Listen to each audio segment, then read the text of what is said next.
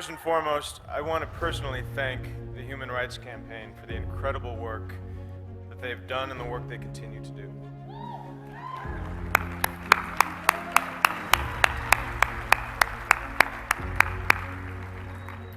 Not only here in Washington State, but across the country and around the world. As we all know, this work is critical. It's life-changing. It's life-saving. It is my great honor and privilege to be here tonight, to count myself a member of this community.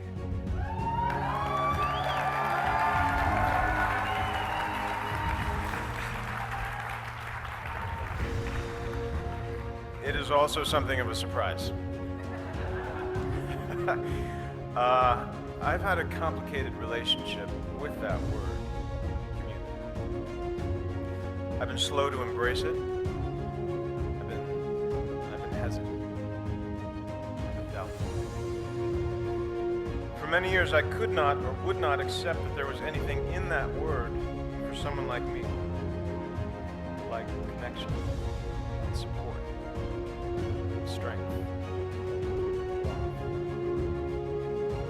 And there are reasons for that. I wasn't born in this country. I didn't grow up in any one particular religion. I have a mixed race background, and I'm gay.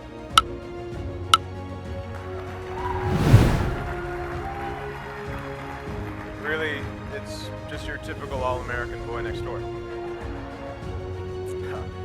It has been natural to see myself as an individual. It's been a challenge to imagine that self as part of something larger. Like many of you here tonight, I grew up in what I would call survival mode. When you're in survival mode, your focus is on getting through the day in one piece.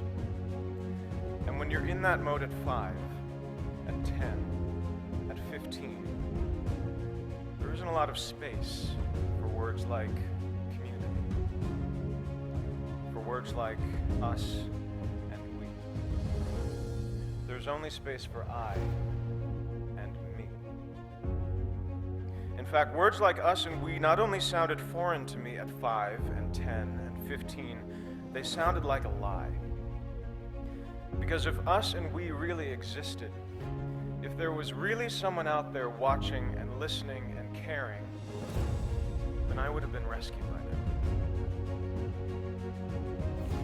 That feeling of being singular and different and alone carried over into my 20s and into my 30s.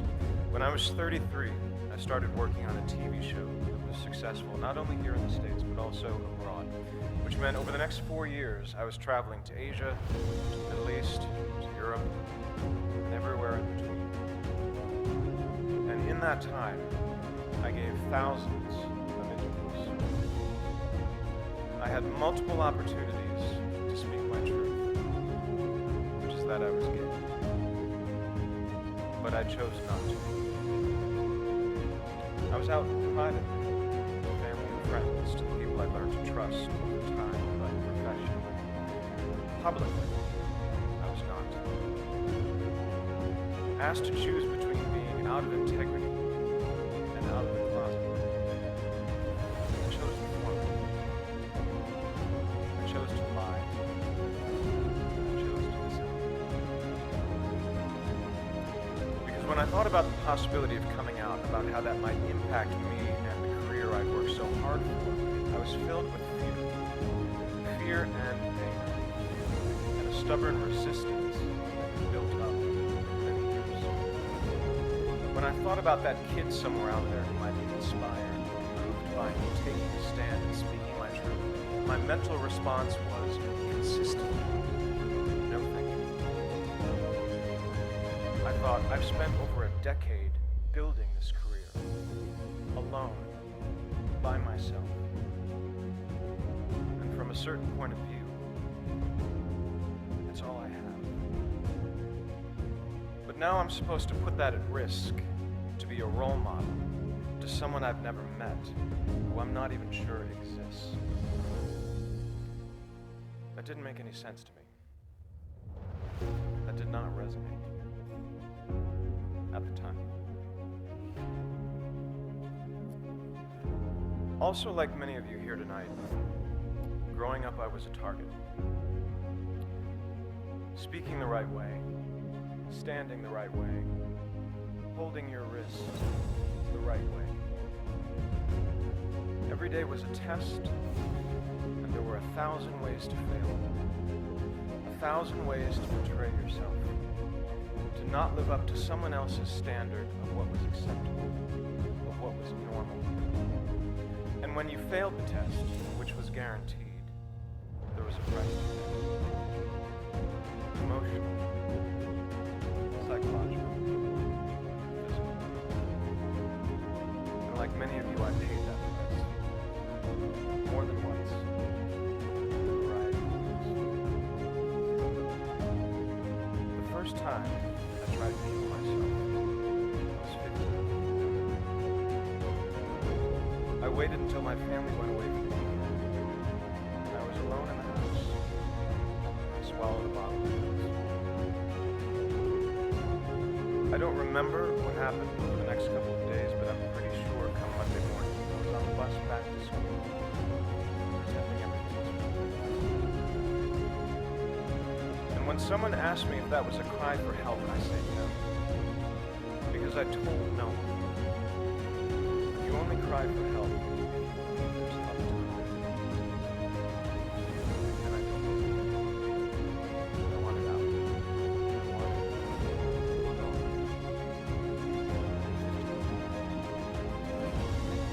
I and me.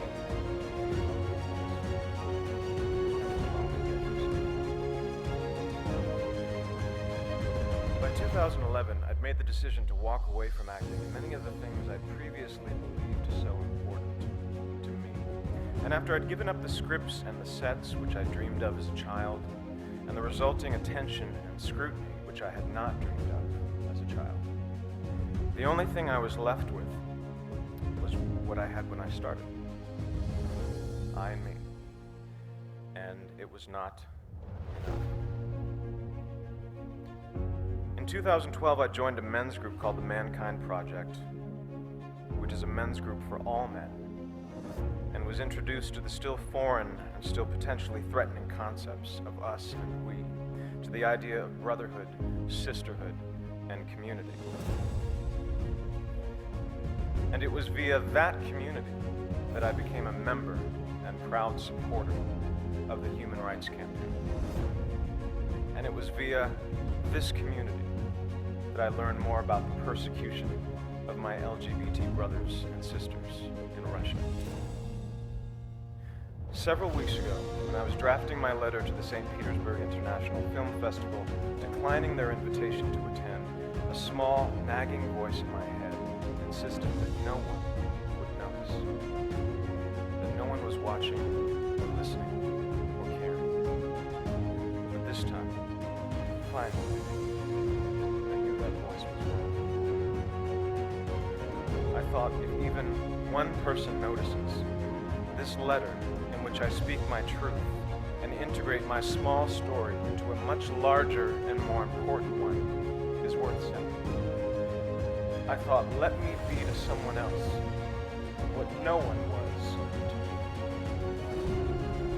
me. Let me send a message to that kid, maybe in America, maybe someplace far overseas, maybe somewhere deep inside, a kid who's being targeted at home or in school or in the streets, that someone is watching and listening and caring, that there is an us, that there is a we, and that kid or teenager or adult is loved, and they are not alone.